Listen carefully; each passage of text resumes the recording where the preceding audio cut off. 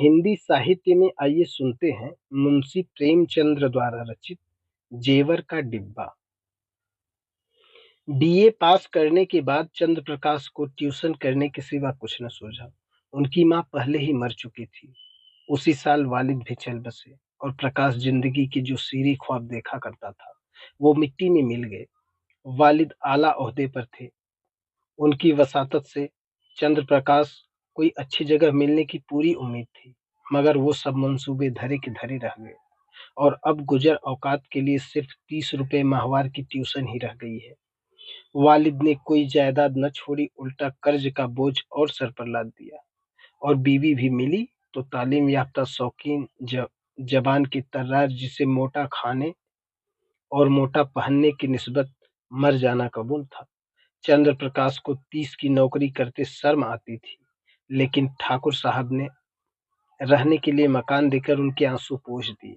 ये मकान ठाकुर साहब के मकान से मिला हुआ था। पुख्ता, हवादार, साफ सुथरा और जरूरी सामान से आरास्ता। ऐसा मकान 20 रुपए माहवार से कम में न मिल सकता था। लड़का तो लगभग उन्हीं की उम्र का था, मगर बड़ा कुंद जहन, कामचोर, अभी 9वीं दर्जे में पढ़ता था। सबसे बड़ी बात ये कि ठाकुर और ठकुराइन दोनों प्रकाश की बड़ी इज्जत करते थे, बल्कि अपना ही लड़का समझते थे। गोया मुलाजिम नहीं, घर का आदमी था और घर के हर एक मामले में उससे मशविरा किया जाता था। शाम का वक्त था। प्रकाश ने अपने शागिर्द वीरेंद्र को पढ़ाकर चलने के लिए छड़ी उठाई तो ठकुराइन ने कहा, अभी न जाओ बेटा, जरा मेरे साथ आओ, तुमसे कुछ कहना है। प्रकाश ने दिल में सोचा, वो क्या बात है जो वीरेंद्र के सामने नहीं कही जा सकती। प्रकाश को अलहदा ले जाकर उमा देवी ने कहा, तुम्हारी क्या सलाह है? वीरू का ब्याह कर दूं? एक बहुत अच्छे घर से पैगाम आया है। प्रकाश ने मुस्कुराकर कहा, ये तो वीरू बाबू से ही पूछिए।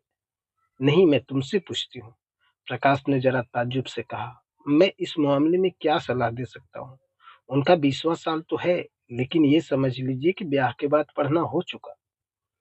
तो अभी ना करूं, तुम्हारी यही सलाह है? जैसा आप मुनासिब ख्याल फरमाएं। मैंने तो दोनों बातें अर्ज कर दी, तो कर डालूं? मुझे ये डर लगता है कि लड़का कहीं बहक न जाए, फिर पछताना पड़ेगा। मेरे रहते हुए तो आप उसकी फिक्र न करें। हाँ, मर्जी हो तो कर डालिए, कोई हर्ज भी नहीं है। सब तैयारियां तुम्हें करनी पड़ेगी, ये समझ लो। तो मैं कब इनकार करता हूँ? रोटी की खैर मनाने वाले तालीम याफ्ता नौजवानों में एक कमजोरी होती है जो उन्हें तल्ख सच्चाई के इजहार से रोकती है। प्रकाश में भी यही कमजोरी थी। बात पक्की हो गई और शादी का सामान होने लगा। ठाकुर साहब उन असहाब में से थे जिन्हें अपने ऊपर भरोसा नहीं होता। उनकी निगाह में प्रकाश की डिग्री अपने 60 साल के तजुर्बे से ज्यादा कीमती थी। शादी का सारा इंतजाम प्रकाश के हाथों में था। 10-12 हजार रुपए से ज्यादा कीमती थी।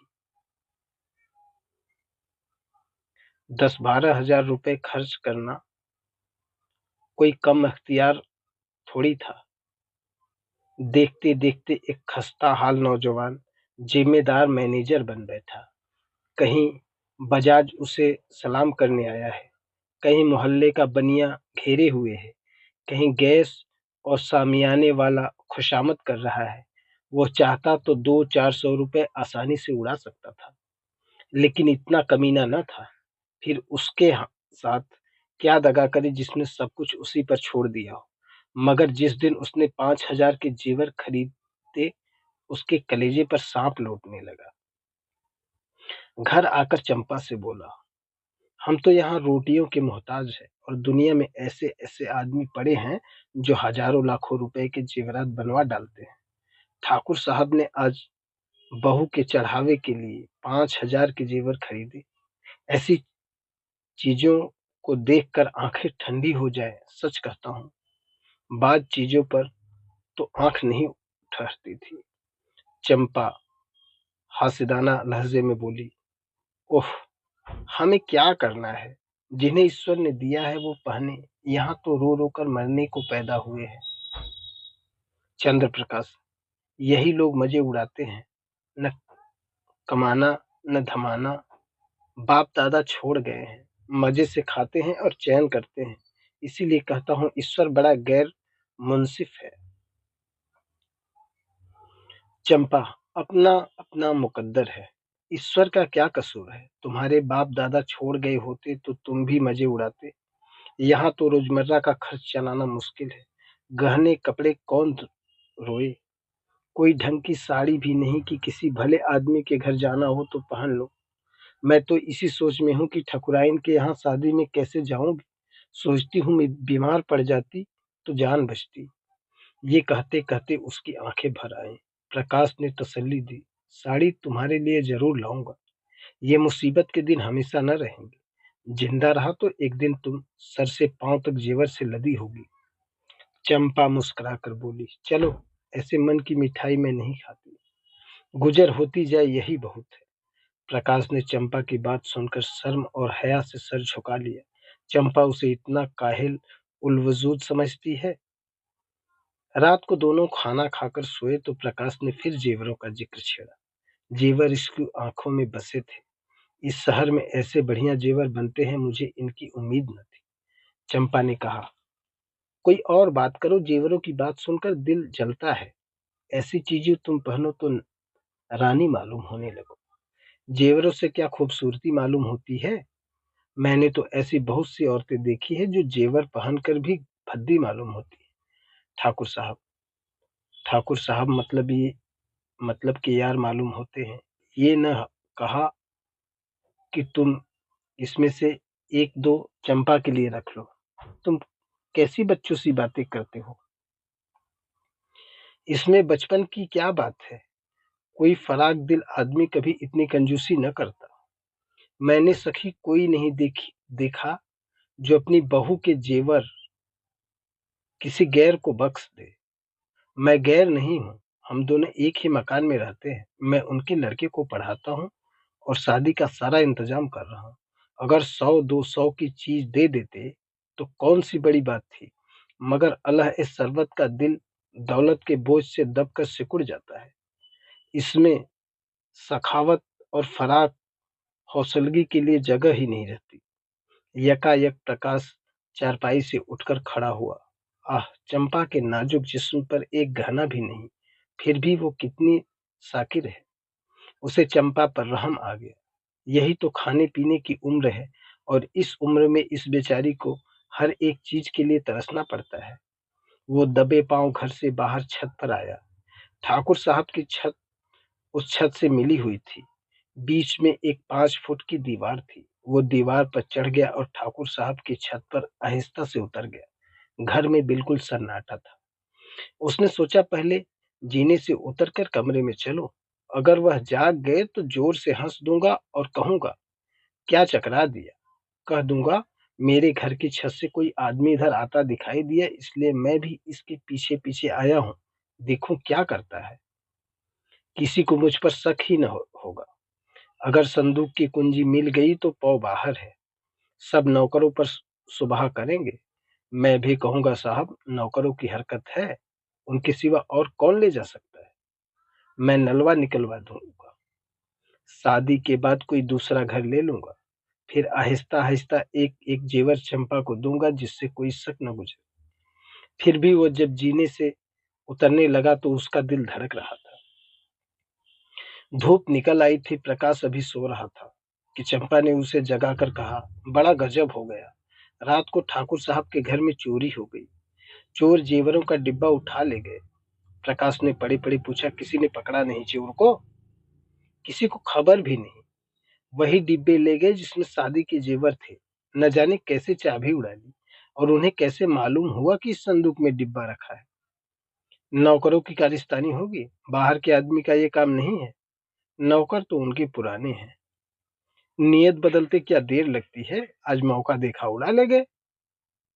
तुम जाकर उनको तसल्ली दो। ठकुराइन बेचारी रो रो रही हैं। तुम्हारा नाम लेकर कहती थी कि बेचारा महीनों इन जेवरों के लिए दौड़ा।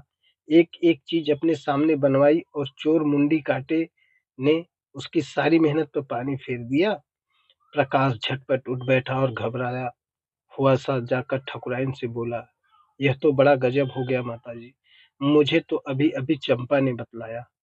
ठाकुर साहब सर पर हाथ रखे हुए बैठे थे। बोले, कहीं सेध नहीं, कोई ताला नहीं टूटा, किसी दरवाजे की चूल नहीं उतरी, समझ में नहीं आया कि चोर किधर से आया। ठाकुराइन ने रो रो कर कहा, मैं तो लूट गई भैया, ब्याह सर पर है, क्या होगा। भगवान, तुमने कितनी दौड़ धूप की थी, तब कहीं जाकर चीजें तैयार हो पाई थी, न जाने किस मनहूस साइत में बनवाई थी। प्रकाश ने ठाकुर साहब के कान में कहा, मुझे तो नौकरों की शरारत मालूम होती है। ठाकुराइन ने मुखालिफत की, अरे नहीं भैया, नौकरों में कोई नहीं, 10,000 रुपए यूं ही ऊपर रखे रहते हैं, कभी एक पाई नुकसान नहीं हुआ। ठाकुर साहब ने नाक से कुड़कर कहा, तुम क्या जानो आदमी का दिल कितनी जल्दी बदल जाता है। जिसने अभी तक चोरी नहीं की, वो चोरी नहीं करेगा ये कोई नहीं कर सकता। मैं पुलिस में रिपोर्ट करूंगा और एक एक नौकर की तलाशी करवाऊंगा। कहीं माल उड़ा दिया होगा, जब पुलिस के जूते पड़ेंगे तो आप इकबाल करेंगे। प्रकाश ने पुलिस का घर में आना खतरनाक समझा, कहीं उनके घर की तलाशी ले ली तो सितम ही हो जाए। बोले, पुलिस में रिपोर्ट करना, तहकीकात कराना बिल्कुल बेफायदा है। ठाकुर साहब ने मुंह बनाकर कहा, तुम भी क्या बच्चों सी बात कर रहे हो प्रकाश बाबू। भला चोरी करने वाला खुद ब खुद इकबाल करेगा। तुम जद्दो को भी नहीं कर सकते। हाँ, पुलिस में रिपोर्ट करना मुझे भी फजूल मालूम होता है। माल चला गया, अब क्या मिलेगा। प्रकाश, लेकिन कुछ न कुछ तो करना ही पड़ेगा। ठाकुर, कोई फायदा नहीं। हाँ, अगर कोई खुफिया पुलिस का आदमी हो जो चुपके से पता लगा दे तो अलबत्ता माल निकल आए, लेकिन यहाँ ऐसे आदमी कहाँ। नसीबों को रोकर बैठ रहो और क्या। प्रकाश, आप बैठे रहिए, लेकिन मैं बैठने वाला नहीं। मैं इन्हीं नौकरों के सामने चोर का नाम निकलवाऊंगा। ठकुराइन, नौकरों पर मुझे पूरा यकीन है, किसी का नाम भी निकल आए तो मुझे यही ख्याल रहेगा कि ये किसी बाहर के आदमी का काम है, चाहे जिधर से आया हो। पर चोर आया बाहर से, तुम्हारे कोठे से भी तो आ सकता है। ठाकुर, हाँ, जरा अपने कोठे पर देखो, शायद कुछ निशान मिले। कल दरवाजा तो खुला नहीं रह गया था। प्रकाश का दिल धड़कने लगा। बोला, मैं तो 10 बजे दरवाजा बंद कर लेता हूँ। हाँ, कोई पहले से मौका पाकर कोठे पर चला गया हो, वहां छुपा बैठा रहा हो तो दूसरी बात है। तीनों आदमी छत पर गए तो बीच की मुंडेर पर किसी के पांव के निशान दिखाई दी। जहां प्रकाश का पांव पड़ा था वहां का चूना लग जाने से छत पर पांव का निशान पड़ गया था। प्रकाश की छत पर जाकर मुंडेर की दूसरी तरफ देखा तो वैसे ही निशान वहां भी दिखाई दिए। ठाकुर साहब सर झुकाए खड़े थे, लिहाज के मारे कुछ न कह सके थे। प्रकाश ने उनके दिल की बात खोल दी। अब तो कोई शक ही नहीं रहा। ठाकुर साहब ने कहा, हाँ, मैं भी यही समझता हूँ, लेकिन इतना पता लग जाने की से क्या माल मिल जाता है। अब चलो आराम से बैठो, आज रुपए की कोई तवजीब करनी होगी। प्रकाश, मैं आज ही ये घर छोड़ दूंगा। ठाकुर, क्यों, हमें तुम्हारा। प्रकाश, आप न कहें, लेकिन मैं समझता हूँ मेरे सर पर बहुत बड़ी जवाबदेही आ गई। मेरा दरवाजा 9-10 बजे तक खुला ही रहता है। चोर ने रास्ता देख लिया है, मकान है, 2-4 दिन में फिर आ घुसे। घर में अकेली एक औरत है, सारे घर की निगरानी नहीं कर सकती। उधर वो बावर्ची खाने में बैठी है, उधर कोई आदमी चुपके से ऊपर चढ़ गया तो जरा भी आहट नहीं मिल सकती। मैं घूम घूम कर कभी 9 बजे आया, कभी 10 बजे, और शादी के दिनों में देर होती रहेगी। इधर का रास्ता बंद ही हो जाना चाहिए। मैं तो समझता हूँ चोरी सारी मेरे सर है। ठकुराइन डरी। तुम चले जाओगे भैया, तब तो घर और फाड़ खाएगा। प्रकाश, कुछ भी हो माता जी, मुझे बहुत जल्द घर छोड़ देना चाहिए। मेरी गफलत से चोरी हुई, इसका मुझे खामियाजा उठाना पड़ेगा। प्रकाश चला गया तो ठाकुर की औरत ने कहा, बड़ा लायक आदमी है, चोर इधर से आया, यही बात उसे खा गई। कहीं ये चोर को पकड़ जाए तो कच्चा ही खाए, मार ही डाले। देख लेना, कभी न कभी माल बरामद करेगा। अब इस घर में हरगिज न रहेगा। कितना ही समझाओ, किराए के 20 रुपए देने पड़ेंगे। हम क्यों किराया दें, वो आप ही घर छोड़ रहे हैं, हम तो कुछ कहे नहीं है। किराया तो देना पड़ेगा, ऐसे आदमी के लिए कुछ गम भी खाना पड़े तो बुरा नहीं लगता। मैं तो समझता हूँ किराया लेंगे भी नहीं, 30 रुपए में गुजर भी तो न होगी। प्रकाश ने उसी दिन वो घर छोड़ दिया। उस घर में रहने में खतरा था, लेकिन जब तक शादी की धूमधाम रही अक्सर तमाम दिन वहीं रहते थे। पेशबंदी के लिए चंपा से कहा, एक सेठ जी के यहाँ 50 रुपए माहवार का काम मिल गया, मगर वो रुपए उन्हीं के पास जमा करता जाऊंगा। वो आमदनी सिर्फ जेवरों में खर्च होगी, उसमें से एक पैसा घर के खर्च में न आने दूंगा। खाविंद की मोहब्बत का ये सबूत पाकर उसे अपनी किस्मत पर नाज हुआ। देवताओं में उसका एतबार और भी पुख्ता हो गया। अब तक प्रकाश और चंपा में कोई राज न था। प्रकाश के पास जो कुछ था वो चंपा का था। चंपा ही के पास उसके ट्रंक, संदूक और अलमारी की चाबियां रहती थी। मगर जब प्रकाश का एक संदूक हमेशा बंद रहता था, उसकी चाबी कहाँ है इसका चंपा को पता नहीं। वो पूछती है, इस संदूक में क्या है? तो वो कह देते हैं, कुछ नहीं, पुरानी किताबें हैं, मारी मारी फेरती थी, उठा के संदूक में बंद कर दी है। चंपा को शक की गुंजाइश न थी। एक दिन चंपा उन्हें पान देने गई तो देखा तो उस संदूक को खोले कुछ देख रहे हैं। उसे देखते ही उनका चेहरा फक हो गया। सुबह का कुआं सा निकला मगर पानी बहकर सूख गया। चंपा किसी ऐसे राज का ख्याल ही न कर सकी जिससे सुबह को जिगा मिलती। लेकिन 5,000 की पूंजी को इस तरह छोड़ देना कि उसका ध्यान ही न आए, प्रकाश के लिए नामुमकिन था। वो कहीं बाहर जाता तो एक बार संदूक को जरूर खोलता। एक दिन पड़ोस में चोरी हो गई। उस दिन से प्रकाश कमरे में सोने लगा। जून का महीना था, गर्मी के मारे दम घुटता था।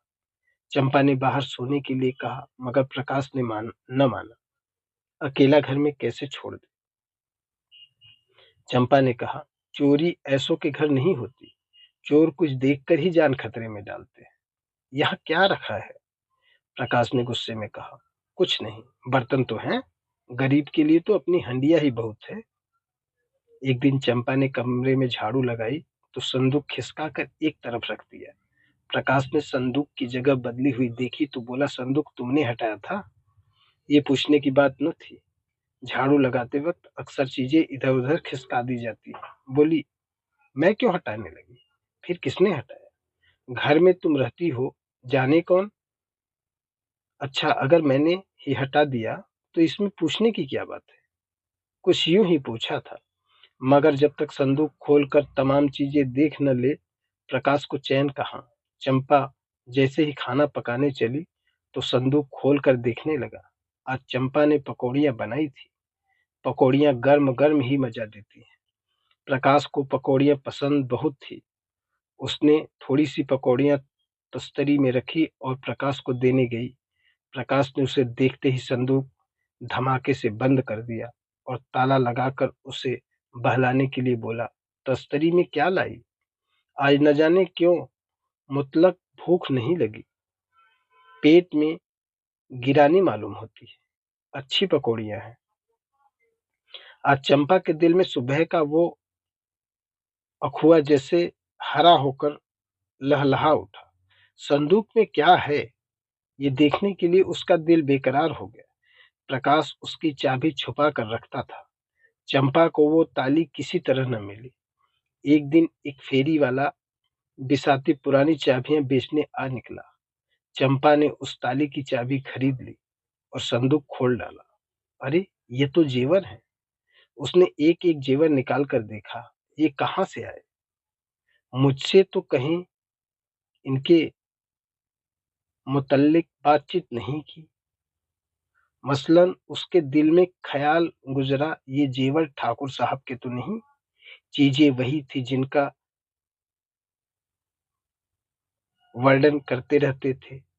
उसे अब कोई शक न रहा, लेकिन इतनी बड़ी शर्म और निदामत से उसका सर झुक गया। उसने एकदम संदूक बंद कर दिया और पलंग पर लेटकर सोचने लगी, इनकी इतनी हिम्मत कैसे पड़ी? ये कमीना ख्वाहिश इनके मन में आई कैसे? मैंने तो कभी जेवरों के लिए उन्हें तंग नहीं किया। अगर तंग भी करती तो क्या इसका मतलब ये होता है कि चोरी करके लाएंगे? चोरी जेवरों के लिए इनका ज़मीर इतना कमज़ोर क्यों हो गया?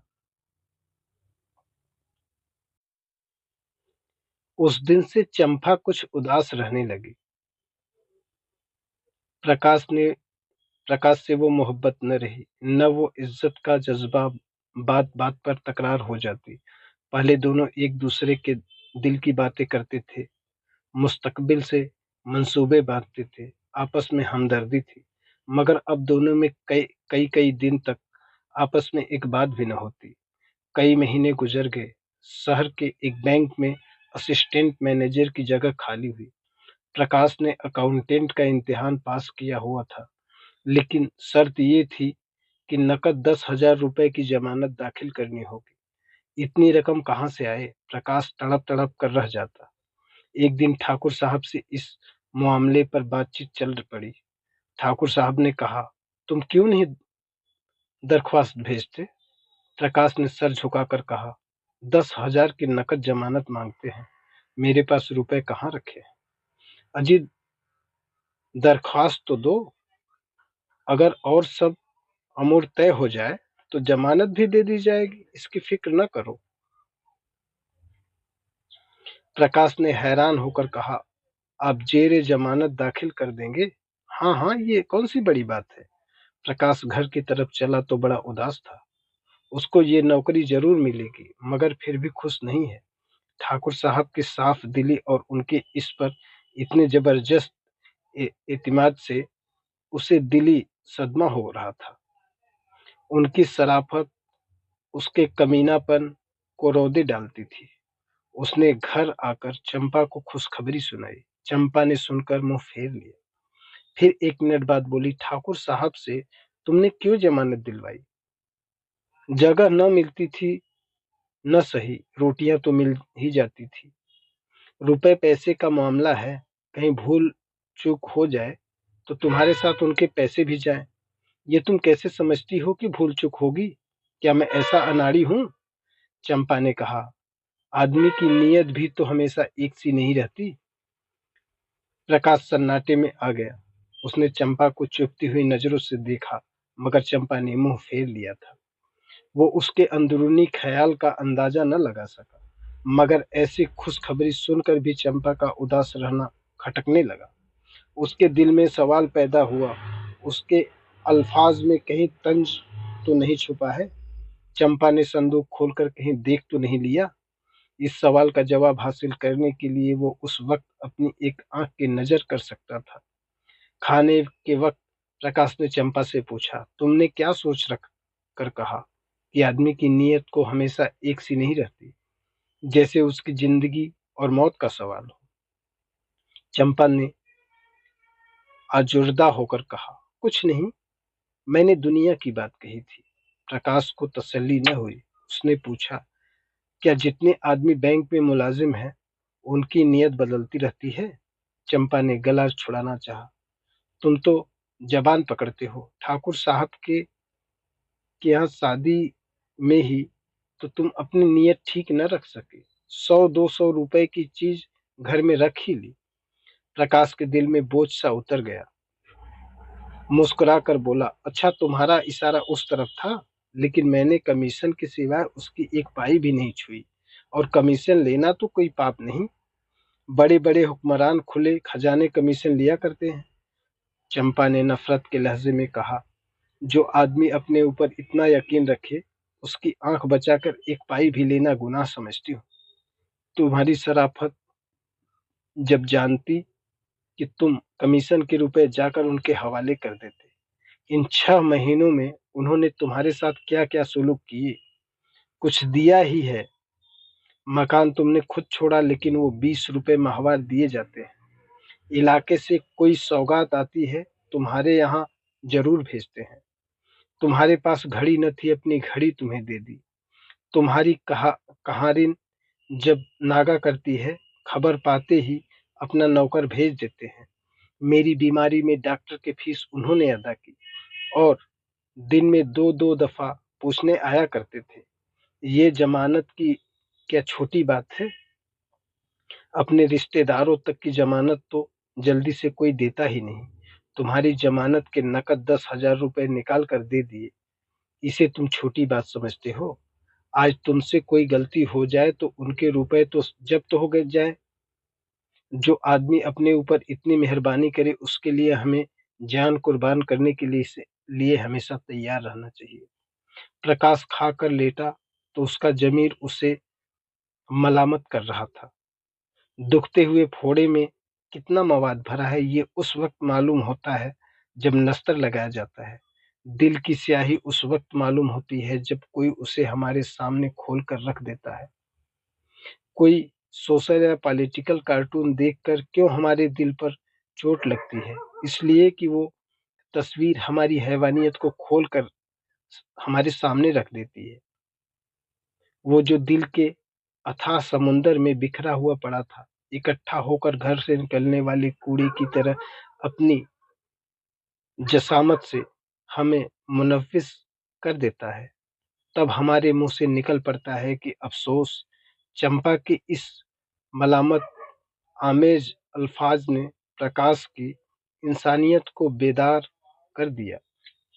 वो संदूक कई गुना भारी होकर पत्थर की तरह उसे दबाने लगा। दिल में फैली हुई हरारतें एक नुक्ते पर जमा होकर 16 गीत हो रही थी।